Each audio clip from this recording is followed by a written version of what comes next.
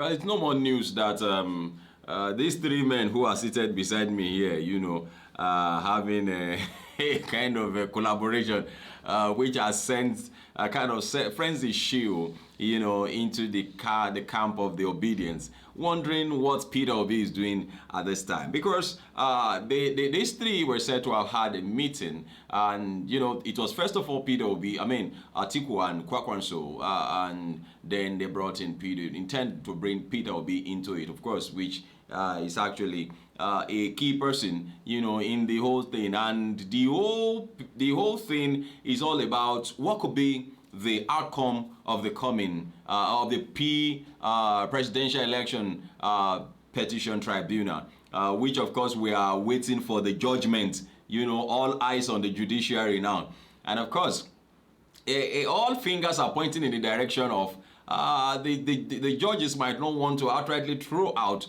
Asiwaju Bola Ahmed Tinubu, who happened to be the president currently, but then they might actually ask for a rerun. And so they're trying to prepare that for whichever case happens, they should join force together.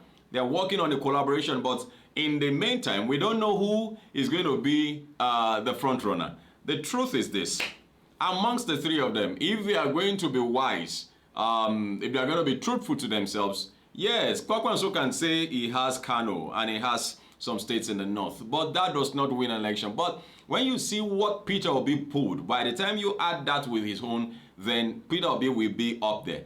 And to now think of the fact that it's going to be very, very hard to do a rerun. It's going to be much harder for APC to win, I tell you, because it can't be worse than what they did the last time. What their boys did during that, going to polling units telling people not to vote, it's not going to be the regular.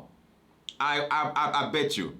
I don't come to think of the fact that people are going through all sorts of things now due to the policies that have been brought to the table by the president and all of that. So I want to believe that the decision this time around is going to be concrete and all of that. But then we don't know who is going to be the president candidate, who's going to be the vice president and all of that. But I think that Atiku should just leave the scene, allow Peter Obi to be the presidential candidate, and allow Kwankwaso, if he will agree, be the vice presidential candidate of whatever, they bring together. However, it has been like I said, sent a frenzy chill, to the spines of the obedience recently, wondering, Peter Obi won't disappoint us.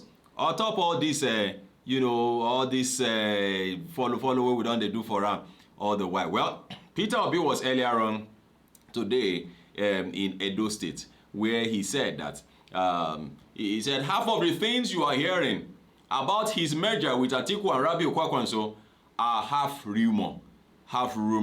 Mr. Peter Obi said this in Edo as he campaigns for the Labour Party governorship candidate today. Mr. Peter Obi said, half of the things you are hearing about his merger with Alhaji Atiku Abubakar and Dr. Rabiu Kwankwaso were just rumors. Well, he said half. The question now is, what about the remaining half? Let me ask Mr. Pio, our man. Baba, waiting can happen to the remaining half. If you talk saying a half be rumor, waiting can happen to the remaining half. Well, please feel free to drop your comment, make them simple and simple. That's my concern. But then we'll bring you updates. He said half of it is rumor. So, but then let's see what these people are driving at. Because if there's a merger, it's going to be a blast. It's going to be a win that's, there will be no need for any, they might not even bother counting it. They might not bother, because you just see that, and to come to think of it, I don't know, Sha. I don't know how that election will be. If not rerun, it will, this one where people don't see renewed shege. Okay. The ball is in your court. Please drop your comment now. Let's see what you have to say. Thank you very much for watching. This is Serious Matters here at ONIF TV. My name is Kenneth. Bye-bye.